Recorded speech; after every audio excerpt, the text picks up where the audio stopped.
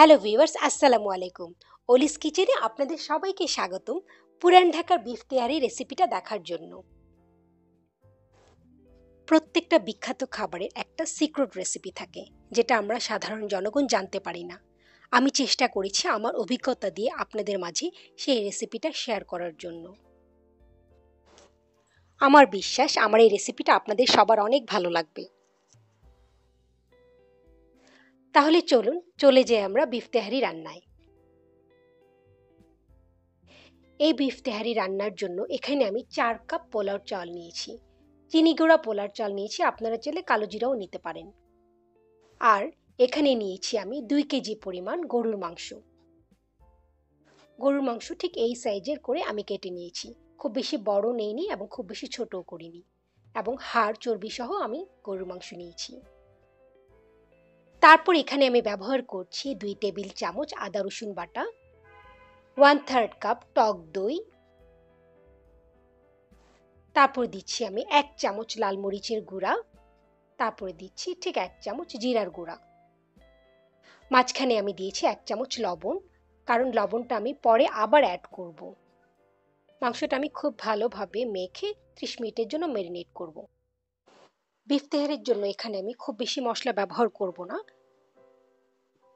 এলাচ, দারচিনি, লং, জয়ফল, জয়ত্রী এগুলো আমি একসাথে ব্লেন্ড করে নিয়েছি। এখন আমি এখানে সরিষার তেল দিয়ে রান্না করব। 1 কাপ পরিমাণ সরিষার তেল নিয়েছি। সরিষার তেল যখন সামান্য একটু গরম হয়ে আসবে তখন আমি এখানে একটু আস্ত মশলা দিব। এখানে আমি ব্যবহার করছি কালো এলাচ, তেজপাতা। কালো এলাচ কিন্তু আমি ব্লেন্ডারে ব্লেন্ড করিনি, এখানে আমি আস্ত দিয়েছি। পুরান ঢাকায় সাধারণত কিছু কিছু তেহারি এভাবে সরিষার তেলে রান্না করা হয়। সরিষার তেলে রান্না করলে আপনি একদম অথেন্টিক সেই টেস্টটা পাবেন।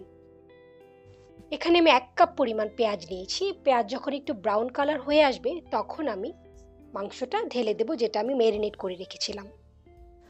প্রত্যেকটা হোটেল এবং রেস্টুরেন্টের তাদের কিছু সিক্রেট রেসিপি থাকে, যেটা কিন্তু আমরা সাধারণ জনগণ জানতে পারি না, কিন্তু আমরা চেষ্টা করে থাকি ঠিক তাদের মতো করে রান্না করার। পেঁয়াজের কালার ব্রাউন হয়ে এসেছে। এখন আমি এখানে সামান্য লবণ দিচ্ছি। লবণ আমি মাংস ম্যারিনেট করার সময় দিয়েছি, এখানে আমি আরো অল্প একটু লবণ দিচ্ছি। লবণটা আপনারা একটু বুঝে শুনে দেওয়ার চেষ্টা করবেন। পেঁয়াজের কালার যখন হালকা ব্রাউন হয়ে আসবে তখন আমি এখানে ব্যবহার করব 1 টেবিল চামচ আদা রসুন বাটা।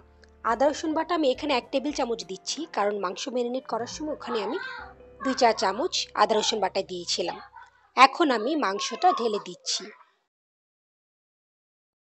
তেহারি রান্নায় সাধারণত একটু অল্প মশলা ব্যবহার করা হয়ে থাকে।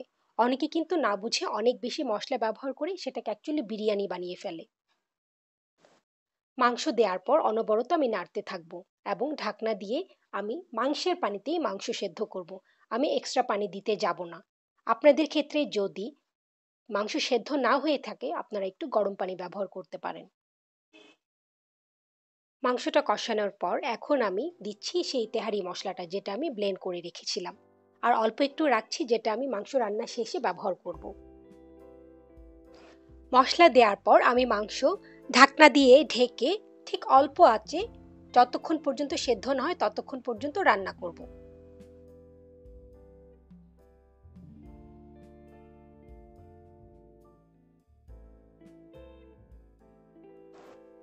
মাংস প্রায় সেদ্ধ হয়ে এসেছে, আমি অফ ক্যামেরায় দেখে নিয়েছি। মাংসতে যে ঝোলগুলো দেখা যাচ্ছে আমি আস্তে আস্তে নাড়তে নাড়তে এই ঝোলগুলো কমিয়ে ফেলবো। এখন একটু অনবরত নাড়তে হবে, অনেক সময় না নাড়লে নিচে লেগে যেতে পারে। এখন যে বাকি মশলাটা ছিল সেই মশলাটা আমি ব্যবহার করছি। এই মশলাটা দেওয়ার উদ্দেশ্য হচ্ছে যেন মাংস থেকে খুব ভালো একটা ফ্লেভার আসে। এখন আমি মশলাগুলো থেকে মাংসগুলোকে উঠিয়ে ফেলবো। মশলাগুলো থেকে মাংসগুলো উঠিয়ে আমি এই মশলাতেই পোলাওটা রান্না করব।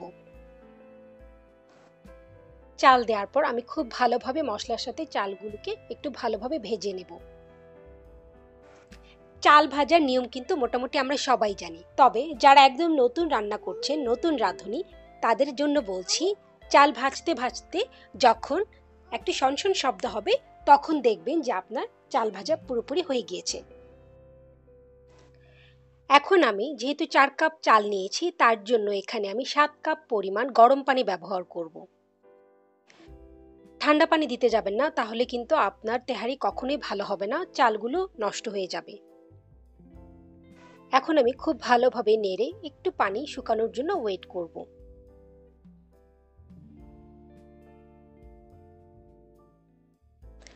পানি যেহেতু একটু কমে এসেছে, এখন আমি এখানে ব্যবহার করছি 1 কাপ পরিমাণ লিকুইড দুধ।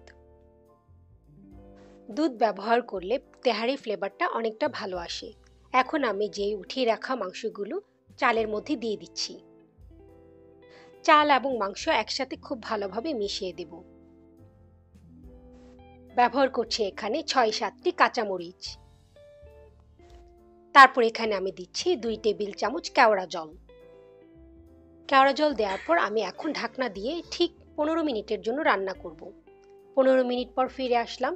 এখন আমি উপরের চালগুলো নিচে, নিচের চালগুলো উপরে একটু ভালোভাবে নেড়ে দেব। উপরের চালগুলো নিচে এবং নিচের চালগুলো উপরে এভাবে নেড়ে আমি আবার ঠিক 6 মিনিটের জন্য রান্না করব ঢাকনা দিয়ে। 6 মিনিট পর আমি আবার ঢাকনা খুলে তেহারিগুলো এভাবে একটু নেড়ে দিচ্ছি। তৈরি হয়ে গেল অসম্ভব মজার পুরান ঢাকার বিফ তেহারি। এই বিফ তেহারি শুধু দেখতেই অনেক সুন্দর না, খেতেও অসম্ভব মজা। এটা নিশ্চয়ই আমরা বাঙালি মাত্রই খুব ভালো জানি। আমি চেষ্টা করেছি আমি আমার অভিজ্ঞতার আলোকে সেই অথেন্টিক রেসিপিটা আপনাদের সাথে শেয়ার করার জন্য। তো আমার এই রেসিপিটা যদি আপনাদের ভালো লেগে থাকে, আপনারা অবশ্যই এটা বাসায় ট্রাই করবেন। এবং যারা যারা এখনও আমার চ্যানেলকে সাবস্ক্রাইব করেননি, আমার চ্যানেলকে সাবস্ক্রাইব করে আমার পাশে থাকবেন। চলে আসবো অন্য কোনো রান্না, অন্য কোনো রেসিপি নিয়ে আপনাদের সামনে। সে পর্যন্ত আপনারা সবাই ভালো থাকবেন। আল্লাহ হাফেজ।